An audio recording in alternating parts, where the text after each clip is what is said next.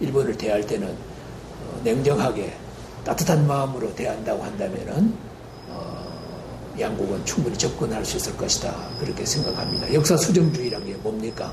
근데 결국 정치인들 표얻기 위한 하나의 그 행동 양식에 불과하기 때문에 언젠가는 정권의 좌에서 물러나야 될 사람들입니다. 근데 그 사람들이 물러나서도 우리 우군이 될 수 있도록 하려면은 평소에 마음을 열어야 됩니다.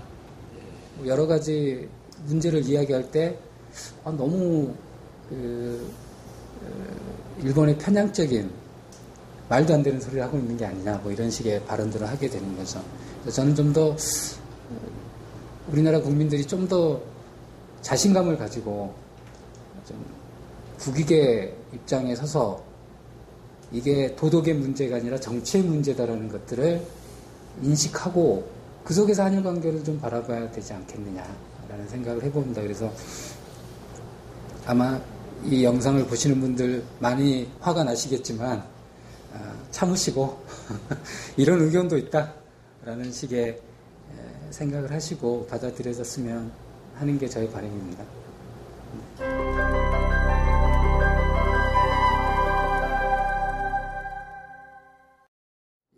우리는 우리의 고유 영토라이고 이건 흔들릴 수 없는 역사적 사실이요. 또 우리 헌법에 보장된 영토, 독도는 우리 영토입니다. 네. 그럼에도 불구하고 일본은 기회 있을 때마다 50년대 초반부터 한일국교 정상화 교섭 때부터 계속해서 독도 문제를 거론해 왔지 않습니까? 여기 대해서는 어떤 포지션을 우리가 견지해야 됩니까? 뭐가 문제입니까? 잠깐만 그러면 1965년 시점으로 돌아가가지고 네. 일본 외교 문서긴 합니다. 그래서 한 번만 좀 살펴보도록 하겠습니다. 네네. 제가 읽어보겠습니다. 네네. 일본 외교 문서라서 네네. 이게 정말 실제 있는지는 한국 외교 문서를 통해서 확인을 해야 되는데 한국 외교 문서에는 이 구절이 없긴 합니다. 네네. 한번 보면 네네. 한국 측 대표단이 귀국 후에 교환공문의 양국 간 분쟁에 독도가 포함되어 있지 않다는 취지의 발언을 해도 일본 측이 공식적으로 반론하지 않기를 바란다. 우리의 목숨이 걸린 것이다. 다만 일본 국회에서 양국 간 분쟁에 독도가 포함되었다는 취지의 답변을 삼가해달라고 요구할 생각은 없다. 이것에 대해 총리는 양해한다는 취지의 답변을 했다. 상당히 재밌는 문건인데 즉 일본이 양국 간 분쟁에 독도가 포함되어 있다라는 발언을 해도 한국이 그 발언을 하지 못하게 하지 않겠다라는 의미인 겁니다. 어떻게 보면 양국 간 분쟁에 독도가 포함되어 있다는 걸 공식적으로 인정한 듯한 발언이기도 하는 거죠. 근데 이제 결국 이제 여러 가지 교섭 과정들을 살펴봤을 때 한국과 일본이 독도 문제를 둘러싸고 합의를 했던 건 한국의 독도에 대한 실효적 지배를 변경하지는 않는다. 일본이 어떠한 물리적 수단을 이용해서 이게 우선 합의가 된 거고요. 그게 물론 잠정적인 거든지 단기적인 거든지 상관없이 한국이 독도에 대해서 실효적 지배를 하고 있는 걸 인정하겠다. 잠정적으로라도. 두 번째, 독도가 분쟁 지역이라는 걸 그러니까 독도에 대한 이야기를 상호 자기 취지에 맞게 이야기하는 거에 대해서는 서로 용인하겠다라는 거죠. 그 다음에 독도 문제가 한일 관계를 악화시키지 않도록 최대한 관리하겠다라는 이 세 가지가 합의가 되었기 때문에 이런 발언들이 나올 수 있었던 거죠. 결국 보면 저는 이걸 이제 독도 문제에 대한 관리 시스템이라고 명언을 한 적이 있고 독도 모델이란 말을 쓴 적도 있는데요. 즉 서로가 자국의 입맛에 맞는 말을 할 수는 있지만 한국의 독도에 대한 실효적 지배는 변경하지 않는다라는 이 내용은 결국은 일본 입장에서는 독이 든 사과인 거죠. 즉 이러한 독도 관리 시스템을 유지하면 할수록 한국의 독도에 대한 실효적 지배는 영구히 공고화된다라는 거죠. 따라서 이러한 관리 시스템을 일본 측이 수용하면 할수록 독도에 대한 한국의 실효적 지배가 영구화되고 결국은 100년 지나고 200년이 지나면 결국 한국의 것이 되는 상황들이 벌어지게 되는 거죠. 따라서 그 독도에 대한 우리의 정책은 상당히 신중해야 된다는 생각을 해봅니다. 그래서 독도 문제에 대한 정의, 그러니까 독도 문제 해결을 어떻게 바라볼 거냐라고 했을 때 많은 국민들은 그렇게 생각을 하죠.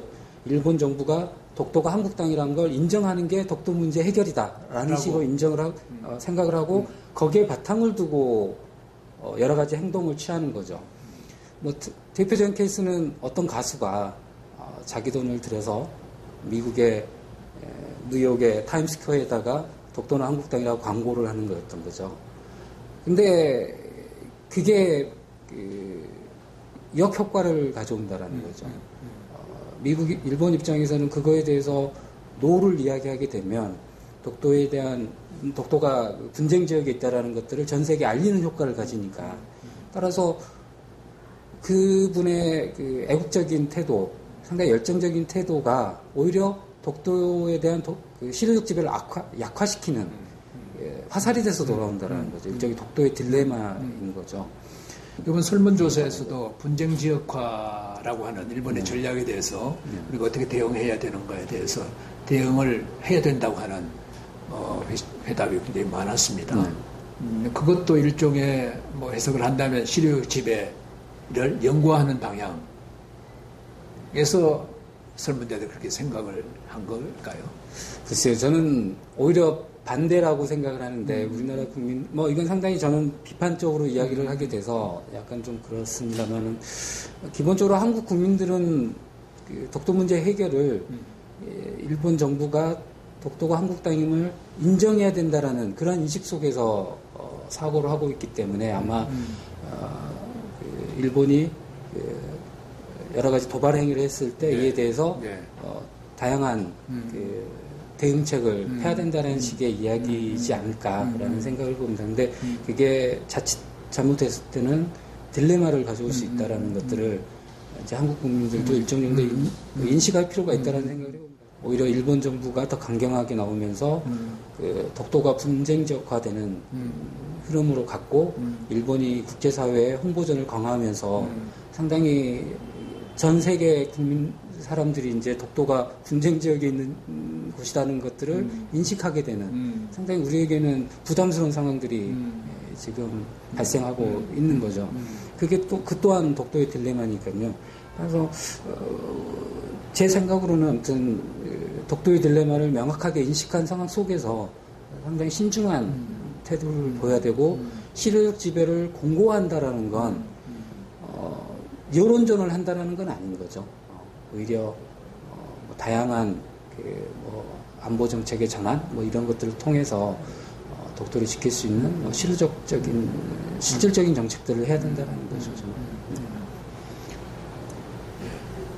독도 문제 같은 경우는 현실적인 문제와 감정적인 문제가 결합되어 있는 것 같다는 느낌이 듭니다. 그래서 상당히 일본의 태도에 대해서 감정적으로 반응을 하게 되는 거죠. 우리의 땅인데 왜 자기네 땅이라고 우기느냐라는 거에 대해서 기분 나빠하는 경향들이 있죠. 하지만 현실의 문제는 다른 거라는 거죠. 감정의 문제와 현실의 문제는 다른 거기 때문에 이걸 정확하게 분리를 하고 신중하게 대응할 필요가 있다는 게 저의 생각이고요. 일본 같은 케이스도 그런 거죠. 예를 들어서 일본이 시류적 지배를 하고 있는 센카쿠에 대해서는 일본 정부 같은 경우는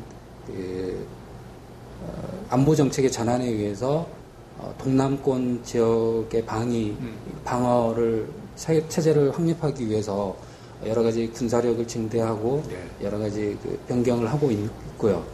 그다음에 미일 동맹을 강화해서 센카쿠를 둘러싼 공동 군사 훈련을 하고 있고요.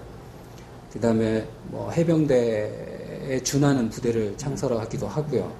즉 센카쿠에 대해서는 시류적 지배를 하고 있는 센카쿠에 대해서는 시류적 지배를 연구하는 그런 정책을 피고 있고요. 반면에 독도에 대해서는 독도를 분쟁 지역화를 시키려고 하는 정책을 주로 하고 있죠. 그래서 여론전으로 가고 있는 거죠. 그러니까 이게 시류적 지배를 하고 있는 국가의 어떤 딜레마라는 생각들을 해봅니다. 그래서 센카쿠는 자기 국가가 시류적 지배를 하고 있기 때문에 굳이 여론전을 할 필요가 없다라는 거죠. 그래서 독도에 대한 센카쿠에 대한 시류적 지배를 강화할 수 있는 실질적 조치를 취하면 그걸로 센카쿠 문제를 유리하게 가져갈 수 있다는 판단을 하기 때문에 여론전보다는 다른 식의 실효적 지배를 강화하는 방책을 하는 거고, 실효적 지배를 하고 있지 않는 독도에 대해서는 이게 분쟁 지역임을 알리는 여러 가지 정책들을 하는 거죠. 물론 뭐 한국이 뭐 일본을 본받을 필요는 없겠지만, 저는 어떻게 보면 실효적 지배를 하고 있는 국가가 취할 수밖에 없는 기본적인 정책이라고 보고 있습니다. 그래서 우리도 독도에 대해서 여러 가지 정책을 취할 때 그런 그 여론전이나 독도가 한국 땅이라는 걸 전 세계에 알린다? 이런 식의 접근은 저는 좀 약간 실효성이 없는, 그리고 오히려 독도의 딜레마를 가져오는 그러한 정책이라는 거죠. 따라서 오히려 실효적 지배를 연구할 수 있는 다른 방법을 통해서 독도 정책을 펴야 된다. 그러면서 한일 관계를 관리할 수 있도록 독도 문제가 한일 관계를 악화시키지 않도록 하는 것들이 한국의 국익에 오히려 더 도움이 되지 않을까라는 생각을 합니다. 마지막으로 우리의 대일 정책에서 이런 과거사 문제하고 그 이외에 협력 가능한 분야를 분리해서 대응을 하자 하는 뭐 전문가들의 제안이기도 합니다만은 분리 대응에 대해서는 어떤 입장이세요? 사실은 예전부터 그런 이야기는 해왔었죠. 그래서 안보와 과거사를, 역사를 분리하자라는 이야기들을 많이 해왔습니다. 이때 안보와 역사를 분리한다는 말이 역사 문제 해결을 방치하고 안보 협력을 추진하자라는 이야기가 아니었던 거죠. 역사 문제라는 건 단시간적으로 해결할 수 있는 문제가 아니기 때문에 긴 그 시간적 스펙트럼 속에서 장기적인 시야를 가지고 해결을 해야 된다. 하지만 당장 협력할 수 있는 부분에 대해서는 여러 협력들을 해야 된다라는 의미였던 거죠. 따라서 역사 문제를 방치하고 뭐 협력 가능한 것들을 하자라는 이야기가 아닌 거죠. 즉 역사 문제가 상당히 해결하는 데 있어서 어려운 상황이기 때문에 그 장기적인 시야에서 해결을 하자. 그리고 단기적으로 할 수 있는 것들은 협력해 나가자라는 의미였던 거죠. 그런 의미에서는 역사와 당장 협력할 수 있는 부분들을 분리해가지고 대응하는 것들은 바람직하다고 저는 보여지고 있고, 뭐 대표적인 케이스가 뭐 역사 문제 영향에서 벗어난 여러 가지 문제들은 있긴 합니다. 그래서 한일 경제 협력 같은 경우나 한일 인적 교류 문제나 뭐 여러 문제들에 대해서는 얼마든지 협력 가능한 부분도 있고요. 그래서 그런 부분에 대해서는 협력을 그리고 앞으로 우리가 통일 한국을 바라볼 때 일본의 과거와는 조금 다르지만은 일본의 자금이나 기술이라든지 이런 걸 충분히 활용하고 또 우리의 통일 한국의 비전 같은 걸 일본의 지적 네트워크를 통해서 같이 설명하고 공유하고 이런 걸 해야 되는데 지금 이렇게 경색 국면이기 때문에 누구도 일본에 가서 우리의 미래를 같이 얘기를 하고 공유하자고 하는 얘기를 하는 채널이 안 돼 있어요. 그런 점에서 보면 중국과는 어떤지 모르겠지만 북한이 있으니까 중국과는 대화가 되려면 일본과는 그런 게 전혀 단절이 되어 있는 상태거든요. 정말 안타깝다고 생각됩니다. 그런데 이제 협력 가능한 분야 경제나 안보 쪽을 이제 보면은 그걸 진행함에 있어서 과거사하고 분리해서 과연 그게 영향을 안 받으면서 그걸 진행할 수 있을까 하는 개인적인 생각을 해봅니다. 그래서 경제 쪽을 보면은 뭐 기업 간의 M&A라든지 뭐 이런 걸 하려면 무수한 여타 선진국과 달라서 일본과는 대면을 해가면서 대화를 해야 되잖아요. 그죠? 그러면 결국 과거사 얘기가 나오고 하다 보면은 굉장히 분위기가 어색해지고, 교섭이 잘 안 되는 경우가 많아요. 그래서 결코 그게 분리할 수 있다는 게 이상은 그런데 어렵다 싶은 생각을 저 개인적으로 하거든요. 네. 그러니까 접근 방식을 바꿔야 될 것 같다는 생각을 합니다. 그러니까 우리들의 국가 전략이 명확하게 설정이 되어 있어야 되고 그 속에서 한일 관계의 전략적 가치를 정확하게 규정을 하고 그 속에서 역사 문제와 여러 가지 문제들을 고려해야 된다는 거죠. 근데 우리가 지금 생각하고 있는 건 반대로 가는 거잖아요. 역사 문제가 이러이러하기 때문에 이러한 문제들이 여러 가지 한일 관계를 어렵게 만들고 있고 그러면서 이제 한일 관계를 경색 국면으로 만들어가고 있는 거잖아요. 따라서 우리가 한일 관계를 바라보는 관점이 좀 바뀌어야 된다는 생각을 해봅니다. 그래서 만약 통일한국이 우리의 국가적 전략이라면 그 속에서 일본의 전략적 가치라는 건 상당히 높거든요. 그렇다면 그 한일 관계 전략적 가치가 높기 때문에 그 속에서 역사 문제를 어떻게 해결해야 될 건지, 다양한 다른 문제들을 어떻게 해결해야 될 건지, 이런 식의 접근이 됐을 때 역사 문제와 다른 문제들을 분리할 수 있는 정신적 여유가 저는 생긴다고 저는 생각을 합니다. 그래서 우선 우리에게 급하게 요구되고 있는 건 우리의 국가 전략이라는 게 무엇이냐라는 거에 대한 우리의 스스로의 그 생각인 거죠. 그리고 그 속에서 일본은 어떠한 위치를 차지하고 있는지에 대한 그 위치 규정이 필요하다고 저는 생각이 됩니다. 그 속에서 한일 관계 어떤 미래지향적인 한일 관계가 구축이 될 수 있지 않을까라는 생각을 해봅니다. 우리가 보통 남의 탓을 많이 하잖아요, 그죠? 국내 문제도 제대로 좀 안정시켜서 제대로 끌고 가면은 그게 결국 국력이 신장되는 거고, 그걸 통해서 외교적인 교섭시 카드가 될 수 있는 거고. 근데 일본도 마찬가지인 것 같아요. 이게 국내 여러 가지 어려움을 외교적 갈등에 묻어가지고 그 속에서 밖으로 표출하려고 하는 이런 사고는 양국이 다 공통된 게 아닌가 싶은 생각을 해요. 그래서 자체 개혁이라든지, 그죠?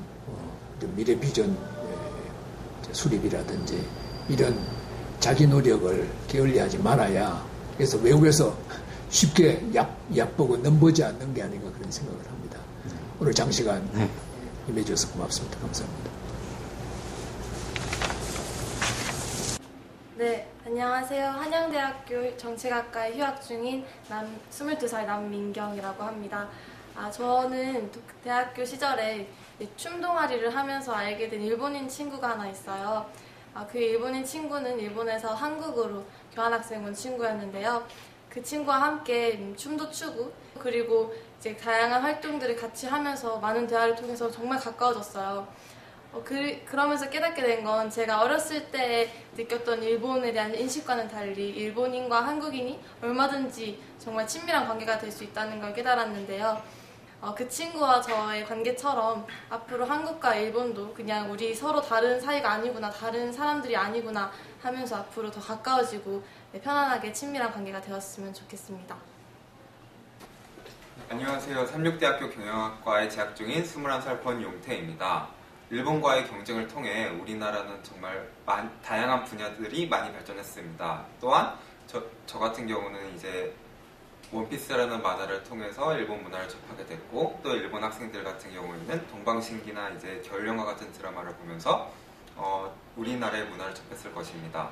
또한 2002년 한일 월드컵을 통해서 양국이 화합하는 또 계기를 마련하게 되었습니다. 앞으로 더 많은 기회를 통해서 양국이 화합하는 그런 좋은 모습을 보여줬으면 좋겠습니다. 감사합니다.